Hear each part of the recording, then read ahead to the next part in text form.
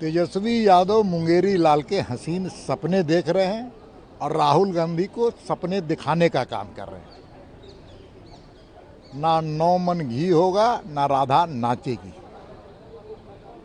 20 साल तक सपने में भी नहीं सोचे कि कांग्रेस यहाँ पर सत्ता में आएगी और कांग्रेस का कोई नेता प्रधानमंत्री बनेगा।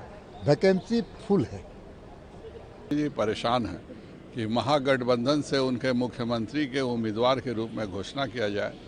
कांग्रेस उनको लगा नहीं रही है। अल्लाह वरू जी साफ शब्दों में कह दिए कि नहीं, हमारा कोई मुख्यमंत्री पद का उम्मीदवार नहीं है।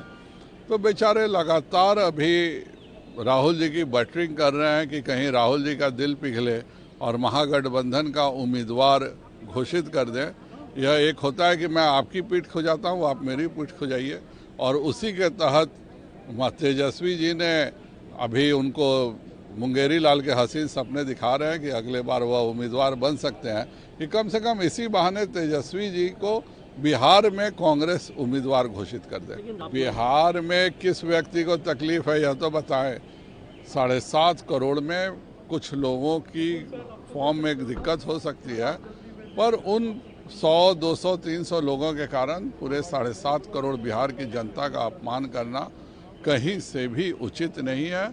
और राहुल जी कितना भी पर्यटन कर लें, कुछ नहीं होने को है। निश्चित तौर पर एनडीए की सरकार पूर्ण बहुमत से बनेगी।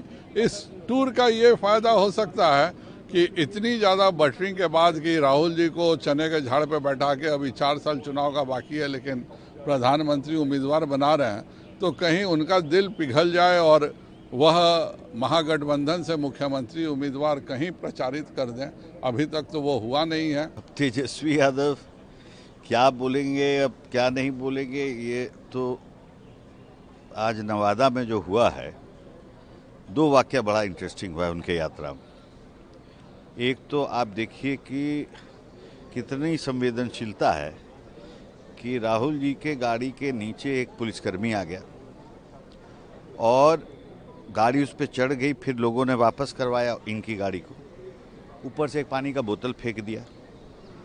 उसी पे तेजस्वी जी खड़े थे। नीचे से कोई समर्थक चिल्लाया किसी विधायक के बारे में कि उसका टिकट काट दिए, तो बोले कि काट दिया।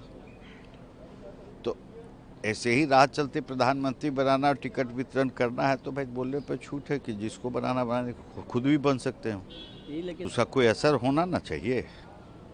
ये पूरा SIR जो है, ये अगर बिहार का उनका मैप देखिएगा तो इसमें तुष्टीकरण का पूरे तरह से बू आ रहा है। जो रूट उनका बना हुआ है वो विषय आधारित नहीं है, तुष्टीकरण आधारित है, जिस तरह से वो उनका यात्रा निकल रहा है। तो आम जनता को कोई सरोकार नहीं है इस विषय से। बिहार का आम जनता एकदम परे है इन लोगों के बाद। ये एक माहौल का निर्माण करना चाहते हैं झूठे फूटे बातों के आधार पर, और जिसका बिहार की जनता कभी इनका संज्ञान नहीं ली। तो जब चुनाव होगा, जनता का निर्णय होगा, MP चुनाव जीत के आएंगे, उसमें वो निर्णय करें। अभी तो 4 वर्षों का बहुत समय है। अभी तो MP का चुनाव हो नहीं रहा है, लोकसभा का तो चुनाव हो नहीं रहा है, और पानी में मछली अन्नो कुटिया बखरा ये बोल रहे हैं। अभी कोई मुद्दा उनका नहीं है, तो यही सब भाषण कर रहे हैं। कोई चोरी नहीं हो रही है, SIR का कोई मुद्दा नहीं है। 1 महीने के 1.5 महीने के बाद चुनाव हो रहा है। जनता का निर्णय सबको सिरोधार्य होगा। देखिए, कांग्रेस के नेता और महागठबंधन के नेता बहुत बड़ी भूल कर रहे हैं। बिहार के लोगों के लिए जननायक का मतलब श्री कर्पूरी ठाकुर है, जो भारत रत्न है। राहुल गांधी को जननायक बताना ये बिहार का अपमान है। बिहार के लोग इसको स्वीकार नहीं करेंगे। राहुल गांधी खंडवा से गुजरे, लेकिन श्री बाबू की मूर्ति पर भी माल्यार्पण करने का समय नहीं। तो इन्होंने श्री बाबू का भी अपमान किया है और जननायक कर्पूरी ठाकुर का भी अपमान किया है। अभी चुनाव है बिहार विधानसभा का, और बात कहाँ कर रहे हैं। कुछ मतलब नहीं है, जो मन में आवे, जो मर्जी आवे बोल दीजिए। बिल्कुल अगंभीर बात, कहीं से जिसमें कुछ मतलब नहीं। तो उस तरह का बयान है। इस तरह के बयान पर क्या टिप्पणी देनी। जिसके बारे में कह रहे हैं कि वोट की चोरी हो रही है, वहां से किसी व्यक्ति की ओर से कोई शिकायत आए कि हाँ मेरा वोट कट गया, मेरा नाम कट गया, तो जिसके यहाँ चोरी की बात की जा रही है एफआईआर करने के लिए कहीं से कोई शिकायत ही नहीं है। इन लोगों से भी जब कहा जा रहा है कि आप जो कुछ भी कहना चाह रहे हैं शपथ पत्र दीजिए और कहिए, तो इस पर कोई तैयार ही नहीं है, तो इसका क्या मतलब है? इसका मतलब है कि सिर्फ हंगामा खड़ा करें, कोई जनता के मुद्दा से इनको लेना देना नहीं है और एक्चुअल में एसआईआर जनता का मुद्दा है भी नहीं, कोशिश इन लोगों की ओर से है बनाने की, जो बन नहीं सकता है मुद्दा। वो तो 3 बार से प्रधानमंत्री हम लोग के यहाँ जो कहते हैं ना, 3 बार से प्रधानमंत्री बन रहे हैं।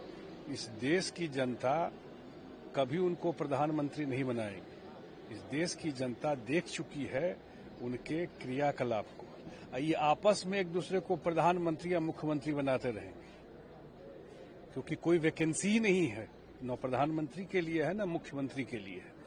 मोटा बात यह है कि एक बात मैं जिस पर्पस के लिए आप ये पूछ रहे हैं, फिर मैं रिपीट कर रहा हूं कि एसआईआर सिर्फ बिहार में हो रहा है। ये जो प्रोटेस्ट पूरा लोग बिहार के बाहर चला रहे हैं, तो बिहार के लोगों से क्यों नहीं पूछते हैं कि उनका क्या व्यू है, एसआईआर जो हो रहा है सही हो रहा है, क्या हो गया आपका? पूरे बिहार में ये कोई मुद्दा ही नहीं है। चलिएगा ना चुनाव में, तो चुनाव में भी जब हुआ था लोकसभा का, तो यही बोल रहे थे कि संविधान खत्म हो जाएगा। इनके बात को जनता का भरोसा है क्या?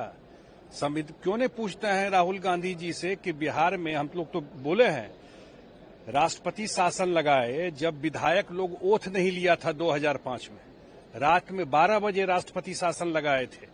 अब्दुल कलाम साहब नहीं रहे, मॉस्को में थे, फैक्स पर मंगा करके साइन करवा के राष्ट्रपति शासन लगाए थे।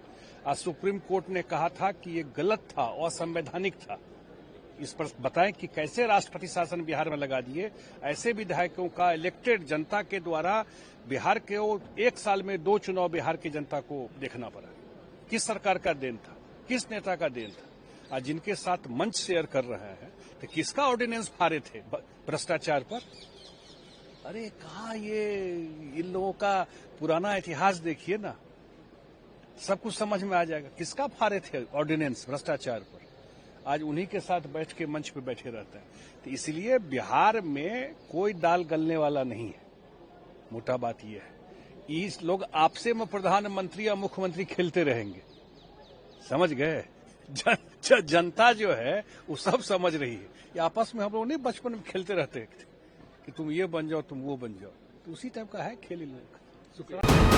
वीके न्यूज, राष्ट्र के नाम।